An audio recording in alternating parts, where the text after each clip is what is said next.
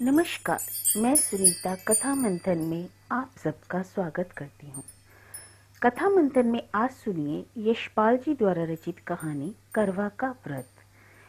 ये कहानी मैंने इससे पहले भी डाली है, पर शायद उसमें मेरी आवाज़ बहुत स्लो है, इसलिए मैं ये कहानी दोबारा से आप लोगों के लिए डाल रही हूँ, अपलोड कर रही हूँ। तो चलिए शुरू करते हैं करवा का व्रत।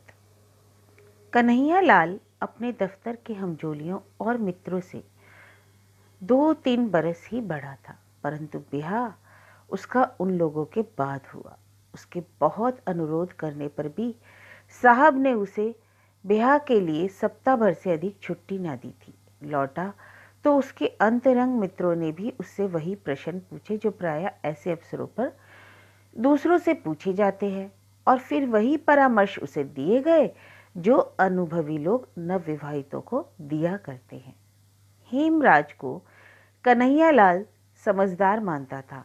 हेमराज ने समझाया, बहू को प्यार तो करना चाहिए, पर प्यार से उसे बिगाड़ देना या सिर चढ़ा लेना ठीक नहीं। औरत सरकश हो जाती है तो आदमी को उम्र भर जोरू का गुलाम ही बना रहना पड़ता है। उसकी जरूरतें पूरी करो, पर रखो अपने काबू में।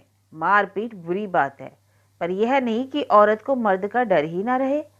डर उसे जरूर रहना चाहिए, मारे नहीं तो कम से कम गुर्रा तो जरूर दे। 3 बात उसकी मानो तो एक में ना भी कर दो। यह ना समझ ले कि जो चाहे करा सकती है। उसे तुम्हारी खुशी नाराजगी की परवाह है। हमारे साहब जैसा हाल ना हो जाए। मैं तो देखकर हैरान हो गया। एम्पोरियम में कुछ चीजें लेने के लिए जा रहे थे तो घरवाली को पुकार कर पैसे लिए।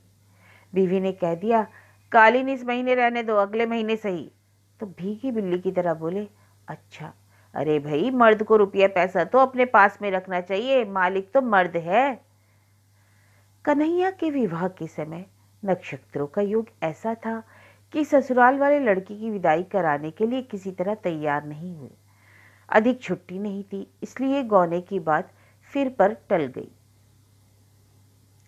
और एक तरह से अच्छा ही हुआ। हेमराज ने कन्हैया को लिखा पढ़ा दिया कि पहले तुम ऐसा मत करना कि वह समझे कि तुम उसके बिना नहीं रह सकते, या बहुत खुशामद करने लगो। अपनी मर्जी रखना समझे। औरत और बिल्ली की जात एक। पहले दिन के व्यवहार का असर पर उस पर सदा रहता है। तभी तो कहते हैं, बिल्ली के आते ही पहले दिन हाथ लगा दे तो फिर रास्ता नहीं पकड़ती। और तुम कहते हो पढ़ी लिखी है, तो तुम्हें और भी चौकस रहना चाहिए। पढ़ी लिखी यूं भी मिजाज दिखाती हैं। निस्वार्थ भाव से हेमराज की दी हुई सी कन्हैया ने पल्ले बांध ली। सोचा, मुझे बाजार होटल में खाना पड़े या खुद चौका बर्तन करना पड़े तो शादी का क्या लाभ। इसलिए वह लाजो को दिल्ली ले आया।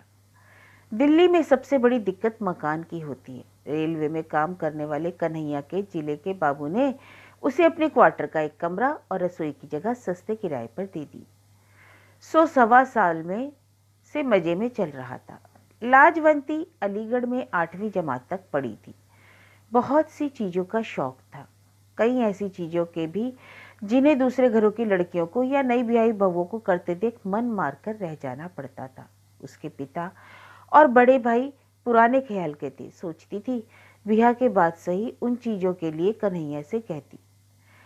लाजो के कहने का ढंग कुछ ऐसा था कि कन्हैया का दिल इनकार करने को ना करता, पर इस ख्याल से कि वह बहुत सरकश ना हो जाए, 2 बात मानकर तीसरी पर इनकार भी कर देता।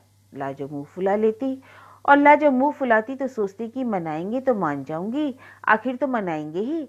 पर कन्हैया मनाने की अपेक्षा डांट ही देता। एक आध बार उसने थप्पड़ भी चला दिया। मनौती की प्रतीक्षा में जब थप्पड़ पड़ जाता तो दिल कटकर रह जाता, और लाजो अकेले में फूट फूट कर रोती। फिर उसने सोच लिया, चलो किस्मत में यह ही है तो क्या हो सकता है। वह हार मानकर खुद ही बोल पड़ती। कन्हैया का हाथ पहले ही 2 बार तो क्रोध की बेबसी में ही चला था, पर जब चल गया तो उसे अपने अधिकार और शक्ति का अनुभव होने लगा। अपनी शक्ति अनुभव करने के नशे से बड़ा नशा दूसरा कौन होगा। इस नशे में राजा देश पर देश समेटते जाते हैं, जमींदार गांव पर गांव और सेठ मिल और बैंक खरीदते चले जाते हैं। इस नशे की सीमा नहीं। चस्का पड़ा तो कन्हैया का हाथ उतना क्रोध आने की प्रतीक्षा किए बिना ही चल जाते। मार से लाजो को शारीरिक पीड़ा तो होती ही थी, पर उससे अधिक होती थी अपमान की पीड़ा। ऐसा होने पर वह कई दिनों के लिए उदास हो जाती, घर का सब काम करती, बुलाने पर उत्तर भी दे देती और इच्छा ना होने पर कन्हैया की इच्छा का विरोध ना करती, पर मन ही मन सोचती, इससे तो अच्छा है मर जाऊं। और फिर समय पीड़ा को कम कर देता। जीवन था तो हंसने और खुश होने की इच्छा भी फूट ही पड़ती और लाजो हंसने लगती। सोच यह लिया था कि मेरा पति है, जैसा भी है मेरे लिए यही सब कुछ है, जैसा यह चाहता है वैसा ही मैं चलूं। लाजो के सब तरह अधीन हो जाने पर भी कन्हैया की तेजी बढ़ती ही जा रही थी। वह जितनी अधिक बेपरवाही और स्वच्छंदता लाजो के प्रति दिखा सकता, अपने मन में उसे उतना ही अधिक अपने समझने और प्यार का संतोष पाता। कुंवार के अंत में पड़ोस की स्त्रियां करवा चौथ के व्रत की बात करने लगी। एक दूसरे को बता रही थी कि उनके मायके से करवे में क्या आया। पहले बरस लाजो का भाई आकर करवा दे गया। इस बरस भी वह प्रतीक्षा में थी। जिनके मायके शहर से दूर थे, उनके यहाँ मायके से रुपए आ गए थे। कन्हैया अपनी चिट्ठी पत्री दफ्तर के पते से ही मंगाता था। दफ्तर से आकर उसने बताया, तुम्हारे भाई ने करवे के 2 रुपए भेजे हैं। करवे के रुपए आ जाने से लाजो को संतोष हो गया। सोचा, भैया इतनी दूर कैसे आते। कन्हैया दफ्तर जा रहा था तो उसने अभिमान से गर्दन कंधे पर टेढ़ी कर और लाड़ के स्वर में याद दिलाया, हमारे लिए सरगी में क्या क्या लाओगे जी। और लाजो ने ऐसे अवसर पर लाई जाने वाली चीजें याद दिला दी। लाजो पड़ोस में कह आई कि उसने भी सरगी का सामान मंगाया है। करवा चौथ का व्रत भला कौन हिंदू स्त्री नहीं करती। जन्म जन्म यही पति मिले, इसलिए दूसरे व्रतों की परवाह न करने वाली पढ़ी लिखी स्त्रियां भी इस व्रत की उपेक्षा नहीं कर सकती। अवसर की बात, उस दिन कन्हैया लंच की छुट्टी में साथियों के साथ कुछ ऐसे काबू में आ गया कि 3.25 रुपए खर्च हो गए। वह लाजो का बताया सरगी का सामान घर नहीं ला सका। कन्हैया खाली हाथ घर लौटा तो लाजो का मन बुझ गया। उसने गम खाना सीखकर रूठना छोड़ ही दिया था, परंतु उस सांझ मुंह लटक ही गया। आंसू पोंछ लिए और बिना बोले चौके बर्तन के काम में लग गई। रात के भोजन के समय कन्हैया ने देखा कि लाजो का मुंह सूजा हुआ है, बोल नहीं रही है, तो अपनी भूल कबूल कर उसे मानने या कोई और प्रबंध करने का आश्वासन देने के बजाय उसने उसे डांट दिया। लाजो का मन और भी भिंद गया। कुछ ऐसा ख्याल आने लगा कि इन्हीं के लिए तो व्रत कर रही हूँ और यही ऐसे दिखाई रहे हैं। मैं व्रत कर रही हूँ कि अगले जन्म में भी इनसे ही ब्याह हूँ और मैं सुहा नहीं रही हूँ। अपनी उपेक्षा और निरादर से और भी रोना आ गया। कुछ खाते ना बना, ऐसे ही सो गई। तड़के पड़ोस में रोज की अपेक्षा जल्दी ही बर्तन भांडे खड़कने की आवाज आने लगी। लाजो को याद आने लगा, शांति बता रही थी कि उसके बाबू सरगी के लिए फेनिया लाए हैं। तार वाले बाबू के घरवाली ने बताया था कि खोए की मिठाई लाए हैं। लाजो ने सोचा, उन मर्दों को ख्याल है ना हमारी बहू हमारे लिए व्रत कर रही है, क्या इन्हें जरा भी ख्याल नहीं। लाजो का मन इतना खिन्न हो गया कि सरगी में उसने कुछ भी ना खाया। ना खाने पर भी पति के नाम का व्रत कैसे न रखती। सुबह सुबह पड़ोस की स्त्रियों के साथ उसने भी करवे का व्रत करने वाली रानी और करवे का व्रत करने वाली राजा की प्रेयसी दासी की कथा सुनने और व्रत के दूसरे उपचार निभाए। खाना बनाकर कन्हैया लाल को दफ्तर जाने के समय खिला दिया। कन्हैया ने दफ्तर जाते समय देखा कि लाजो मुंह सुजाए है। उसने फिर डांटा, मालूम होता है कि 2-4 खाए बिना तुम सीधी नहीं होगी। लाजो को और भी रुलाई आ गई। कन्हैया दफ्तर चला गया। वह अकेली बैठी कुछ देर रोती रही। क्या जुल्म है, इन्हीं के लिए व्रत कर रही हूँ और इन्हें ही गुस्सा आ रहा है। जन्म जन्म ये ही मिले, इसलिए मैं भूखी मर रही हूँ। बड़ा सुख मिल रहा है ना, अगले जन्म में और बड़ा सुख देंगे, ये ही जन्म निभाना मुश्किल हो रहा है। इस जन्म में तो इस मुसीबत से मर जाना अच्छा लगता है, दूसरे जन्म के लिए यही मुसीबत पक्की कर रही हूँ। लाजो पिछली रात से भूखी थी, बल्कि पिछली दोपहर के पहले का ही खाया हुआ था। भूख के मारे कुड़मुड़ा रही थी और उस पर पति का निर्दयी व्यवहार। जन्म जन्म कितने जन्म तक उसे ऐसा ही व्यवहार सहना पड़ेगा, सोचकर लाजो का मन डूबने लगा। सिर में दर्द होने लगा।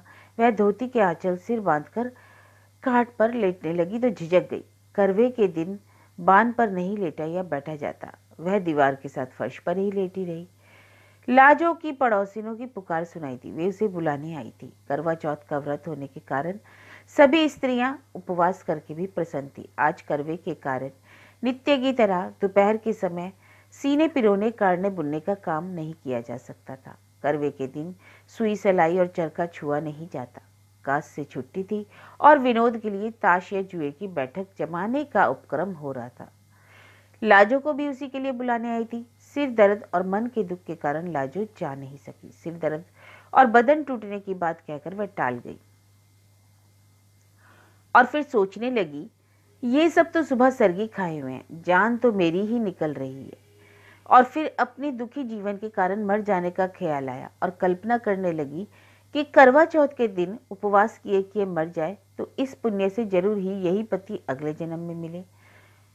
लाजो की कल्पना बावली होती। वह सोचने लगी, मैं मर जाऊं तो इनका क्या है, ये तो दूसरा ब्याह कर लेंगे और जो आएगी वह भी करवा चौथ का व्रत करेगी। अगले जन्म में दोनों का इन्हीं से ब्याह होगा, हम सौते बनेंगी। और सौत का ख्याल उसे और भी बुरा लगा। फिर अपने आप समाधान हो गया, नहीं, पहले मुझसे ब्याह होगा, मैं मर जाऊंगी तो दूसरी से होगा। उसने उपवास के इतने भयंकर परिणाम की चिंता से मन अधीर हो उठा। भूख अलग व्याकुल किए थी। उसने सोचा, क्यों मैं अगला जन्म बर्बाद करूं। भूख के कारण शरीर निढाल होने पर भी खाने को मन नहीं हो रहा था, परंतु उपवास के परिणाम की कल्पना से मन क्रोध से जल उठा। वह उठ खड़ी हुई। कन्हैया लाल के लिए उसने सुबह जो खाना बनाया था उसमें से बची 2 रोटियां कटोरदान में पड़ी थी। लाजो उठी। उपवास के फल से बचने के लिए उसने मन को वश में कर 1 रोटी रूखी ही खा ली और 1 गिलास पानी पीकर फिर लेट गई। मन बहुत खिन्न था।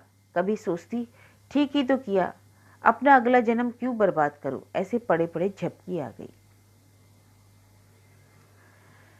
कमरे के किवाड़ पर धम धम सुनकर लाजो ने देखा, रोशनदान से प्रकाश की जगह अंधकार भीतर आ रहा था। समझ गई दफ्तर से लौटे हैं। उसने किवाड़ खोले और चुपचाप एक और हट गई।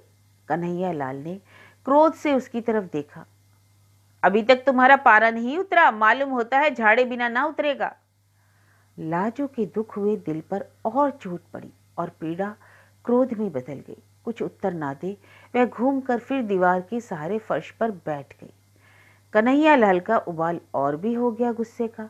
यह अकड़ है, आज तुझे ठीक कर ही दूं, उसने कहा और लाजो की बाह से पकड़ खींचकर गुर्राते हुए 2 थप्पड़ पूरे हाथ के जोर से ताबड़तोड़ जड़ दिए और हांफते हुए लात मारकर कहा, और मिजाज दिखा, खड़ी हो सीधी। लाजो का क्रोध भी सीमा पार कर चुका था। खींची जाने पर भी फर्श से उठी नहीं और मार खाने के लिए तैयार हो उसने चिल्लाकर कहा, मार ले, जान से मार डाल, पीछा तो छूटे, आज ही तो मारेगा। मैंने कौन सा व्रत रखा है तेरे लिए जो जन्म जन्म मार खाऊंगी। मार मार डाल। कन्हैया लाल का लात मारने के लिए उठा पांव अधर में ही रुक गया। लाजो का हाथ उसके हाथ से छूट गया, स्तब्ध रह गया।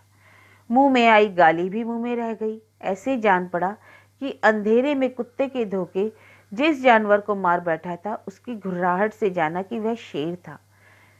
यह लाजो को डांट और मार सकने का अधिकार एक भ्रम ही था। कुछ क्षण वह हांफता हुआ खड़ा सोचता रहा और फिर खाट पर बैठकर चिंता में डूब गया।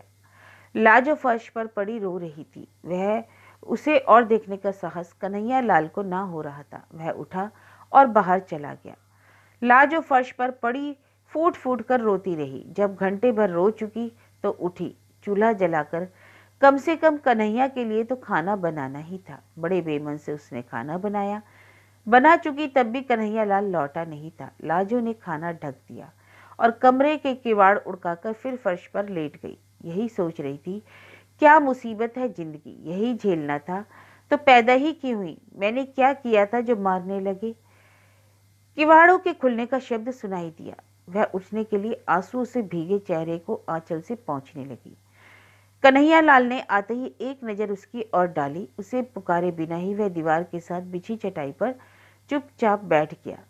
कन्हैया लाल का ऐसे चुप बैठ जाना नई बात थी, पर लाजो गुस्से में कुछ ना बोली, रसोई में चली गई। आसन डाल थाली कटोरी रख खाना परोस दिया और लोटे में पानी लेकर हाथ धुलाने के लिए खड़ी थी। जब 5 मिनट हो गए कन्हैया लाल नहीं आया तो उसे पुकारना ही पड़ा। खाना परस दिया है। कन्हैया लाल आया तो हाथ नल से धोकर झाड़ते हुए भीतर आया। अब तक हाथ धुलाने के लिए लाजो ही उठकर पानी देती थी। कन्हैया लाल 2 ही रोटी खाकर उठ गया। लाजो और देने लगी तो उसने कह दिया और नहीं चाहिए। कन्हैया लाल खाकर उठा तो रोज की तरह हाथ धुलाने के लिए ना कहकर नल की ओर चला गया। लाजो मन मारकर स्वयं खाने बैठी तो देखा कद्दू की तरकारी बिल्कुल कड़वी हो रही थी। मन की अवस्था ठीक ना होने से हल्दी नमक 2 बार पड़ गया था। बड़ी लज्जा अनुभव हुई। हाय, इन्होंने कुछ कहा भी नहीं, यह तो जरा कम से ज्यादा हो जाने पर डांट देते थे। लाजो से दुख में खाया नहीं गया। यूं ही कुल्ला कर हाथ धोकर इधर आई कि बिस्तर ठीक कर दे, चौका फिर समेट देगी। देखा तो कन्हैया लाल स्वयं ही बिस्तर झाड़कर बिछा रहा था। लाजो जिस दिन से इस घर में आई थी ऐसा कभी नहीं हुआ था। लाजो ने शर्मा कर कहा, मैं आ गई, रहने दो, किए देती हूँ, और पति के हाथ से दरी चादर पकड़ ली। लाजो बिस्तर ठीक करने लगी तो कन्हैया लाल दूसरी ओर से मदद करता रहा। फिर लाजो को संबोधित किया, तुमने कुछ खाया नहीं, कद्दू में नमक ज्यादा हो गया, सुबह और पिछली रात भी तुमने कुछ नहीं खाया है। ठहरो, मैं तुम्हारे लिए दूध ले आता हूँ। लाजो के प्रति इतनी चिंता कन्हैया लाल ने कभी ना दिखाई थी, जरूरत भी नहीं समझी थी। लाजो को उसने चीज समझा था। आज वह ऐसे बात कर रहा था जैसे लाजो भी इंसान हो। इसका भी उसे ख्याल रखना चाहिए। लाजो को शर्म तो आ रही थी पर अच्छा भी लग रहा था। उसी रात से कन्हैया लाल के व्यवहार में एक नरमी सी आ गई। कड़े बोल की तो बात क्या, बल्कि एक झिझक सी हर बात में थी। जैसे लाजो के किसी बात को बुरा मान जाने की या नाराज हो जाने की आशंका हो। कोई काम अधूरा देखता तो स्वयं करने लगता। लाजो को मलेरिया बुखार आ गया तो उसने उसे चौके के समीप तक न जाने दिया। बर्तन भी खुद साफ कर लेता। कई दिन तो लाजो को बड़ी उलझन और शर्म महसूस हुई, पर फिर पति पर और अधिक प्यार आने लगा। जहां तक बन पड़ता घर का काम उसे नहीं करने देती। यह काम करते मर्द अच्छे नहीं लगते। उन लोगों का जीवन कुछ दूसरी ही तरह का हो गया। लाजो खाने के लिए पुकारती तो कन्हैया जिद करता, तुम सब बना लो, फिर एक साथ बैठकर खाएंगे। कन्हैया पहले कोई पत्रिका या पुस्तक लाता था तो अकेला मन ही मन पढ़ा करता था। अब लाजो को सुनाकर पढ़ता या खुद सुन लेता। यह भी पूछ लेता, तुम्हें नींद तो नहीं आ रही? साल बीतते मालूम ना हुआ। फिर करवा चौथ का व्रत आ गया। जाने क्यों लाजो के भाई का मनी ऑर्डर करवे के लिए ना पहुंचा था। करवा चौथ के पहले दिन कन्हैया लाल दफ्तर जा रहा था। लाजो ने खिन्नता और लज्जा से कहा, भैया करवा भेजना शायद भूल गए। कन्हैया लाल ने सांत्वना के स्वर में कहा, तो क्या हुआ, उन्होंने जरूर भेजा होगा। डाक खाने वालों का हाल आजकल बुरा है, शायद आज आ जाए या और 2 दिन बाद आए। डाक खाने वाले आजकल मनी ऑर्डर के 15-15 दिन लगा देते हैं। तुम व्रत उपवास के झगड़े में मत पड़ना, तबीयत खराब हो जाती है। यूं कुछ मंगाना हो तो बता दो, लेते आएंगे। पर व्रत उपवास से होता क्या है, सब ढकोसले है।